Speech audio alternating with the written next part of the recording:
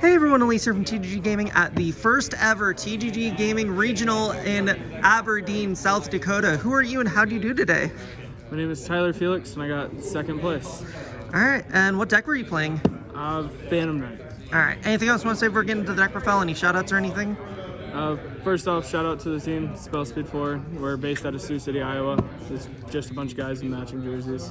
Play a children's card game. Shout out to Noah, he was fun, good dude, nice to meet him. Other than that, Alright, ready to get in. Straight into it. Field Center, shout out Men of the Palm, I guess. True. It's hot. For Phantom Knights, I stuck with a fairly standard ratio. You stuck with the rich ratio. Max rarity. Let's just pay to win, right? The ratio for Phantom Knights has kind of been the same ever since I played pure Phantom Knights, long before the Brave came out. The Stangreaves, I think, is one of the most important niche Phantom Knight cards printed.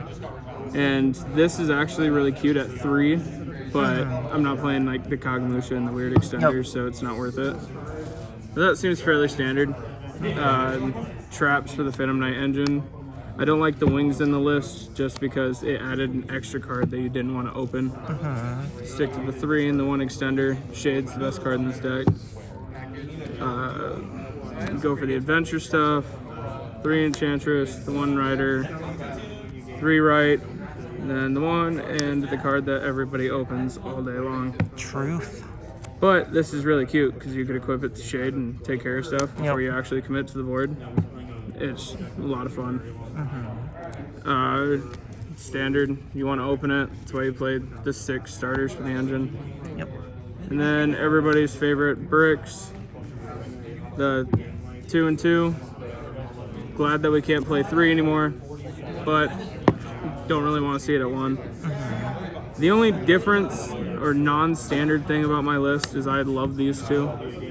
Like, I think that if you're playing Phantom Knights and you have Cherubini in the deck, this gets to push you so far if you already opened your Brave. And then being able to run this means that any 2 level 3s in the game gets you to full combo. It'll start your Brave engine, get you into Rusty. It gets you everywhere you need to go just by having these in the deck. I mean, if you open them with 2 level 3s, you just put them on board for free.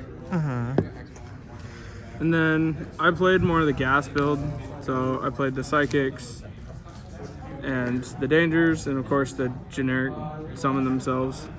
So this was more in place of my hand traps. The last couple of weeks I tested larger hand trap ratios just to kind of see if the correct answer for this format is to stop the opponent. But I think with this deck anyway, just because it can gas so well, that having the extra extenders to just help push through a board versus having hand traps to stop a board is just easier. Then Scythe, ready for this to be banned. 3 E-Telly, the 1, and the only going second card on my list. That all fairly self-explanatory. How many cards in the main deck? 45. Okay. Extra, my favorite tokens. Buddy gave me these when Nib came out. I've been playing them since. Engine requirement, Link Spider, namesakes of the deck, broken Link 2s that should not really be in the game, but these 2 can go away. That's actually nuts. Nightmare package. I run a whole lot of different types and there are floodgate decks everywhere, so I think Phoenix is really important. And then Unicorn just gets to take care of things when you're going to access code.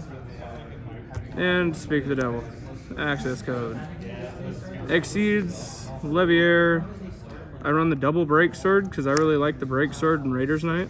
Okay. So for a lot of people that don't know, this card, neither effect is a hard once per turn. So you can go into break sword, break itself, and another card. Overlay into Raiders rank down into the next break sword, and then do it again, and then climb into your access code. And the combo, you pop 3, shuffle back 1, and then you make access code and get to clean the board up from there. So then the 1 Zeus, it actually didn't come up today, but in a lot of my testing the last couple months, this card's been overperforming. And then, of course, everybody's favorite hero. Gotta love it. And then side, back row hate, back row or combo. So, all right, I'll finish before I explain a little more. But then nibs, drolls, lancias. So this is kind of a weird side just because I've rounded 3 ofs, but in this deck, the Brave engine is a perfect 9 cards. So then going second into a combo board, Brave doesn't do a whole lot. So that's when you can just side a solid 9 cards out for whatever you're missing for that matchup. And then going second into a back row board, I mean, you're really only going to bring in 6. So then you can cut down on your extenders and play at their speed. So that's kind of the approach I went with the deck. And it worked out for me today. All right. Anything else you want to say before we close it out, or? Nope, that's everything I have. All right. Well, thank you for the deck pro. Hopefully, we'll see more from you soon. And make sure all you guys like, comment, subscribe. We'll see you guys next time. Bye, everybody.